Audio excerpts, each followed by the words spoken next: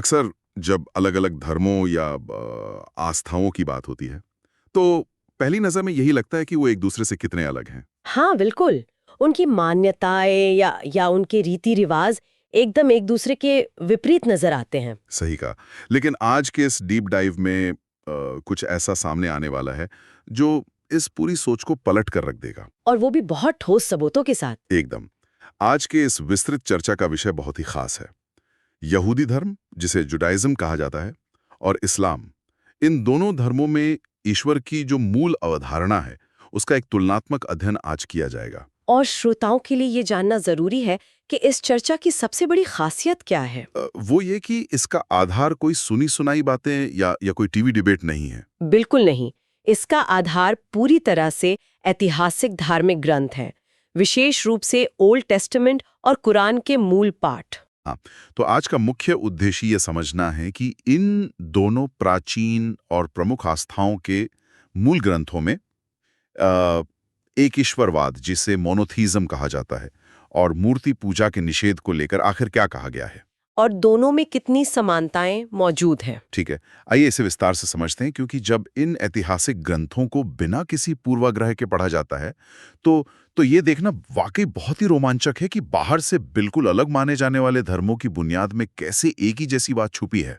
अगर हम इसे व्यापक संदर्भ में देखें, तो ये जो समानता सामने आती है, वो कोई अचानक हुआ चमत्कार नहीं है। मतलब इसका कोई ऐतिहासिक कारण है। बिल्कुल, इसका एक बहुत ही ठोस ऐतिहासिक और भौगोलिक आधार है। यहूदी धर्म और इस्लाम दोनों ही सेमेटिक परंपरा का हिस्सा माने जाते हैं। हाँ, मैंने भी इस पर रिसर्च किया है। तो ऐतिहासिक ग्रंथों के अनुसार सेमेटिक धर्म उन लोगों की परंपराओं से जुड़े हैं जिन्हें बाइबल में हजरत नूह के पुत्र शेम का वंशज माना गया है।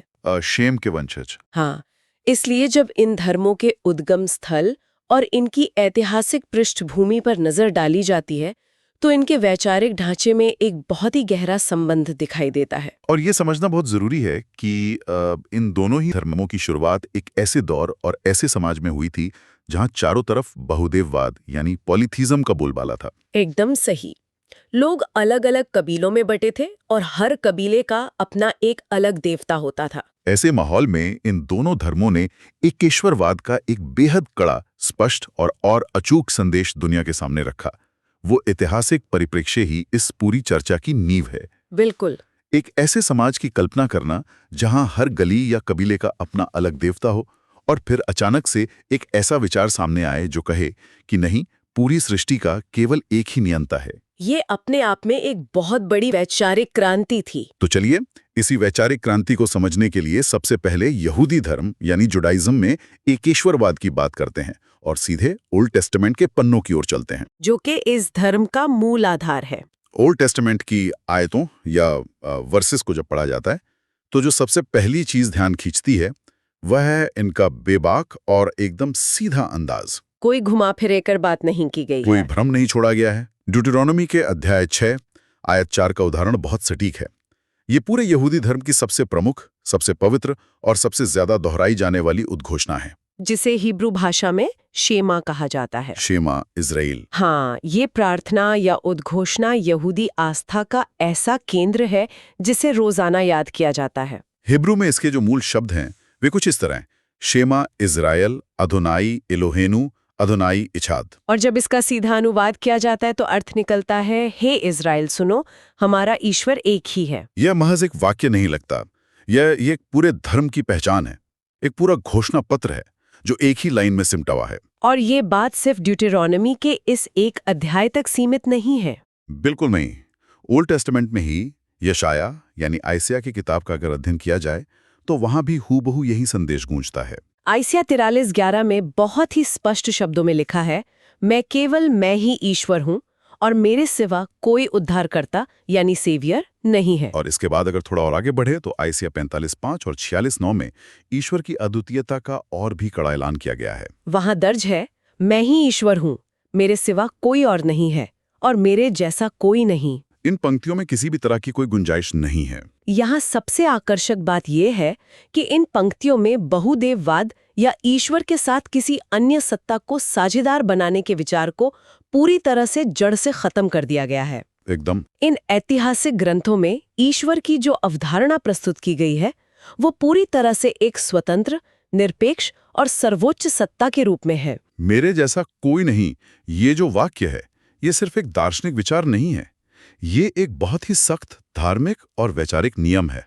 अंत की कोई भी चीज, चाहे वो इंसान हो, फरिश्ते हो या प्रकृति की कोई भी महान शक्ति हो, वो ईश्वर के बराबर या उसके समतुल्य कभी नहीं हो सकती। ईश्वर को किसी भी रूप में बांटा या विभाजित नहीं किया जा सकता, वो अपने आप में पूर्ण है।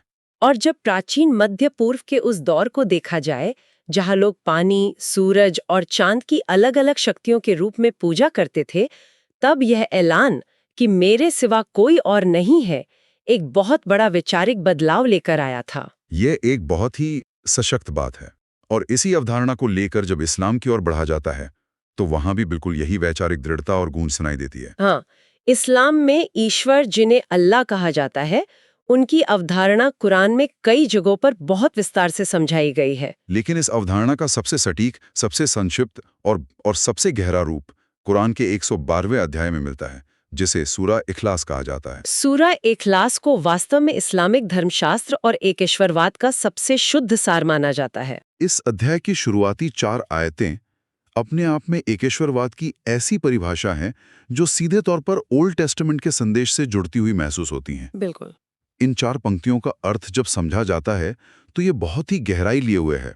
पहला, वो अल्लाह एक है। दूसरा, अल्लाह निरपेक्ष और सनातन है, यानी वो एब्सोल्यूट है। उसे किसी की जरूरत नहीं है, लेकिन पूरी सृष्टि को, हर एक चीज को उसकी जरूरत है। तीसरा, ना उसने किसी को जन्म दिया है और ना ही वो किसी से पैदा हुआ है। और चौथा, उसके जैसा कोई नहीं है। ये एकदम आइसेया की उन पंक्तियों जैसा ही है जिनकी हमने अभी बात की। हाँ। और इन 4 पंक्तियों पर विचार करते हुए एक बहुत ही शानदार रूपक या एनालॉजी दिमाग में आती है। वो क्या? जिस तरह एक सुनार सोने की शुद्धता को परखने के लिए उसे कसौटी यानी टचस्टोन पर रगड़ता है, ये देखने के लिए कि वो सोना असली है या उसमें कोई मिलावट है। हाँ। ठीक उसी तरह सूरे इखलास सच्चे ईश्वर को पहचानने की एक दार्शनिक कसौटी है। दुनिया में कोई भी सत्ता, विचार या शक्ति अगर खुद को ईश्वर होने का दावा करती है तो उसे धर्मशास्त्र की इस 4 पंक्ति वाली कसौटी पर परखा जा सकता है। जो भी इस परिभाषा पर पूरी तरह से खरा उतरे, केवल वही ईश्वर हो सकता है। ये कसौटी वाला जो उदाहरण है, ये धर्मशास्त्र यानी थियोलॉजी की जटिलताओं को समझने के लिए बहुत ही बेहतरीन है। बिल्कुल। क्योंकि थियोलॉजी में ईश्वर की प्रकृति को परिभाषित करना सबसे मुश्किल काम रहा है। इतिहास में कई बार इंसानों ने बहुत सी महान शक्तियों को ईश्वर मान लिया, लेकिन अगर उन्हें इस कसौटी पर रखा जाए कि क्या उनका कोई आरंभ है, क्या उनका कोई अंत है, क्या वे किसी पर निर्भर हैं, तो वो शक्तियां ईश्वर होने के दावे से बाहर हो जाती हैं। और एक और बहुत ही दिलचस्प पहलू भाषाई दृष्टिकोण का है। अच्छा। उसमें एस लगाकर उसे बहुवचन यानी गॉड्स बनाया जा सकता है। हाँ, बहुवचन बन जाता है। और उसमें DESS लगाकर उसे स्त्रीलिंग यानी गॉडेस बनाया जा सकता है। यहाँ तक कि फादर या मदर लगाकर गॉड फादर या गॉड मदर जैसे शब्द गढ़े जा सकते हैं, जो कि आम बोलचाल में बहुत होता भी है। बिल्कुल।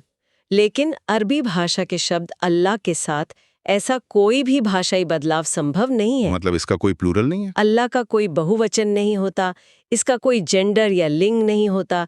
ये शब्द अपने आप में पूर्ण अद्वितीय और एक वचन है। ये तो बहुत ही गहरी बात है। ये भाषाई संरचना भी उसी एकेश्वरवाद की बात को पुष्ट करती है जो शेमा इज़राइल में कही गई थी कि ईश्वर केवल एक है, उसका कोई भागीदार नहीं है, उसका कोई परिवार नहीं है और उसका कोई जेंडर नहीं है।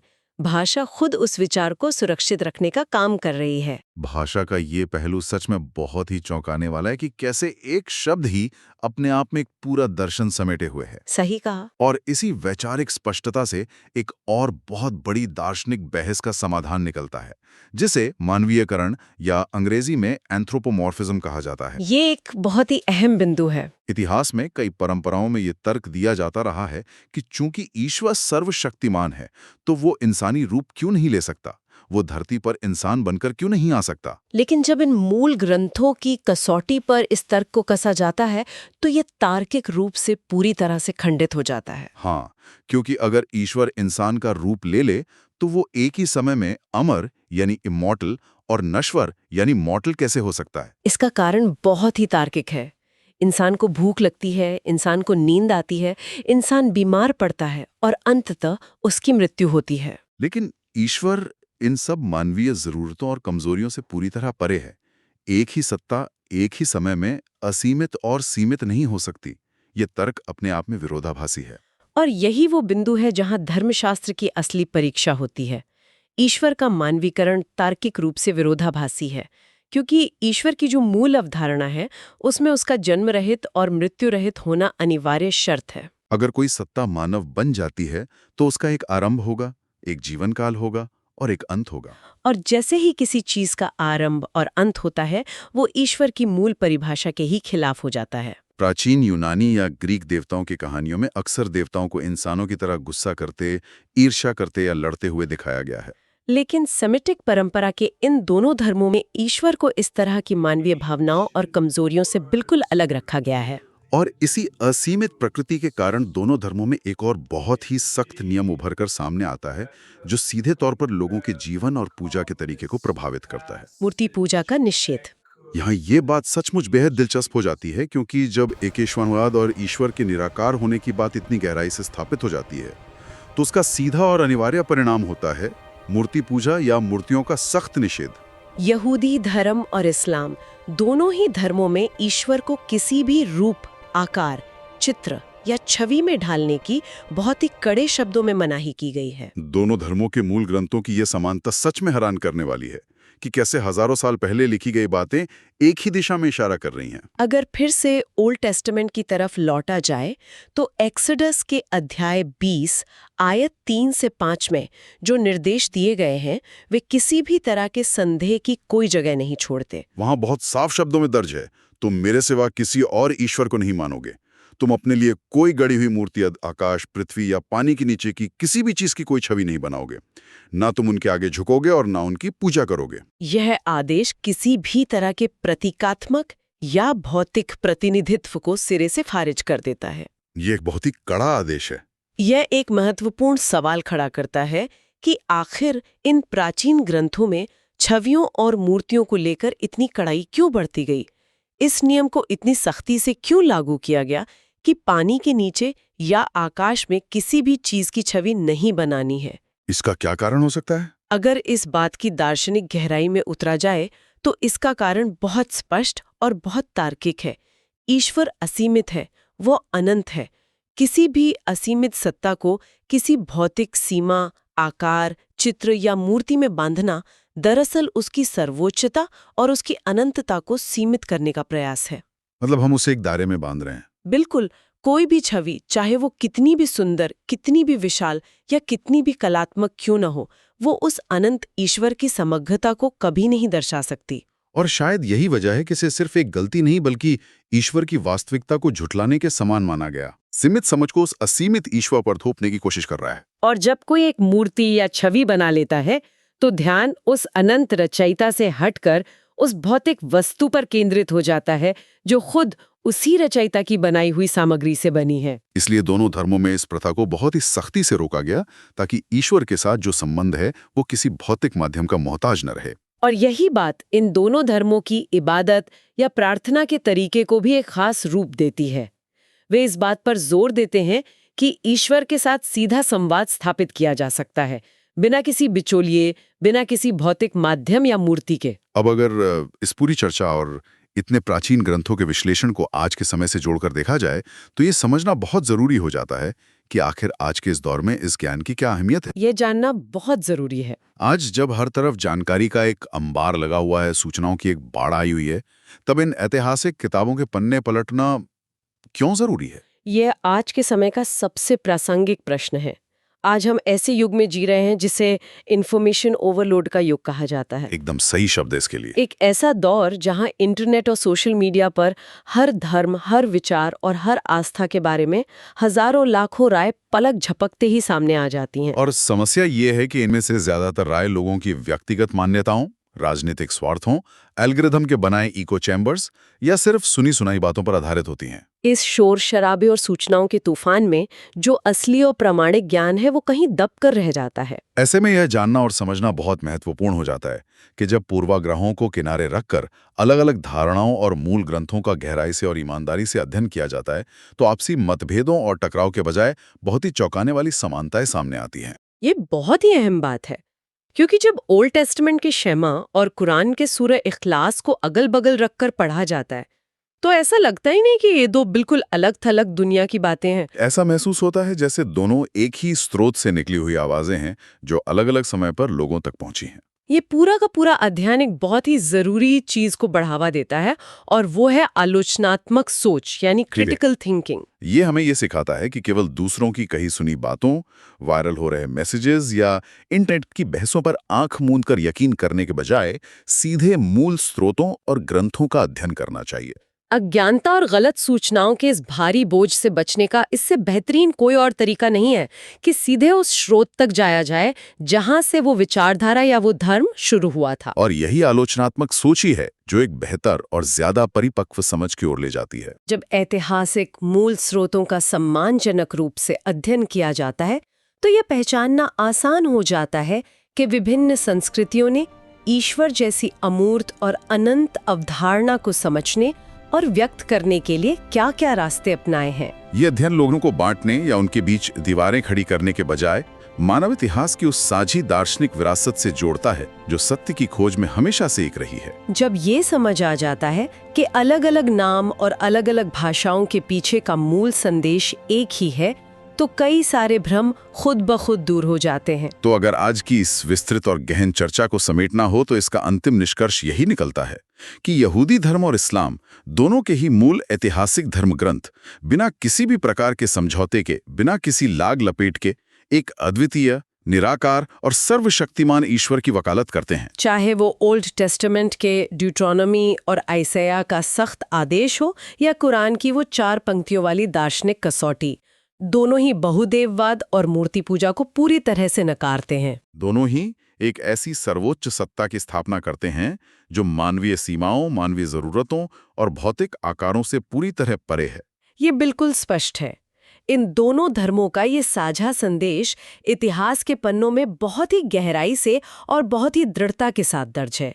ये एक ऐसा वैचारिक पुल है जो दोनों आस्थाओं के बीच हमेशा से मौजूद रहा है। अब इस डीप डाइव को समाप्त करने से पहले बहुत ही विचारोत्तेजक सवाल है जो इस पूरी चर्चा से ही निकल कर आता है। एक ऐसा सवाल जिस पर शायद तुरंत कोई एक जवाब ना मिले, लेकिन जो सोचने पर बहुत गहराई से मजबूर जरूर कर देगा। अभी ये देखा गया कि इन प्राचीन और प्रमुख धर्मों के मूल ग्रंथों में एक ही निराकार ईश्वर और एकेश्वरवाद का संदेश कितनी स्पष्टता, सख्ती और समानता का साथ दर्ज है। मूर्तियों और छवियों को बनाने की कितनी कड़ी मनाही है। तो सवाल ये है कि अगर ऐतिहासिक मूल संदेश इतना ज्यादा स्पष्ट था, इतना कड़ा था, तो समय बीतने के साथ इंसान की धार्मिक सोच में छवियों, प्रतीकों और भौतिक आकारों के प्रति इतना भारी आकर्षण क्यों पैदा हो गया? क्या मानव मस्तिष्क स्वभाव से ही अमूर्त और निराकार विचारों को समझने या उनसे भावनात्मक रूप से जुड़ने में संघर्ष करता है? और क्या यही कारण है कि इंसान बार बार इतिहास के हर दौर में उस अनंत और असीमित ईश्वर को किसी न किसी सीमित भौतिक आकार, किसी प्रतीक या किसी कलात्मक रूप में देखने और महसूस करने का प्रयास करता रहा है? ये वास्तव में मानव मनोविज्ञान और मानवीय धार्मिक यात्रा का एक बहुत ही गहरा विरोधाभास है। एक तरफ अनंत की धारणा है और दूसरी तरफ इंसान की वो फितरत जो हर चीज को छूकर या देखकर महसूस करना चाहती है। इस विरोधाभास पर जरूर चिंतन किया जाना चाहिए। बिल्कुल। इसी गहरे सवाल और आज की इस ज्ञानवर्धक चर्चा के साथ इस अध्ययन को यहीं विराम दिया जाता है, इस उम्मीद के साथ कि ये चर्चा लोगों को खुद मूल स्रोतों की ओर जाने, उन्हें पढ़ने और अपने स्तर पर खोज करने के लिए प्रेरित करेगी। सत्य की खोज हमेशा जारी रहनी चाहिए। सुनने और इस वैचारिक यात्रा में शामिल होने के लिए बहुत बहुत धन्यवाद। सच्चे इल्म को लोगों तक पहुंचाने के लिए हमारा साथ दें, वीडियो को ज्यादा से ज्यादा शेयर करें और चैनल को सब्सक्राइब करें।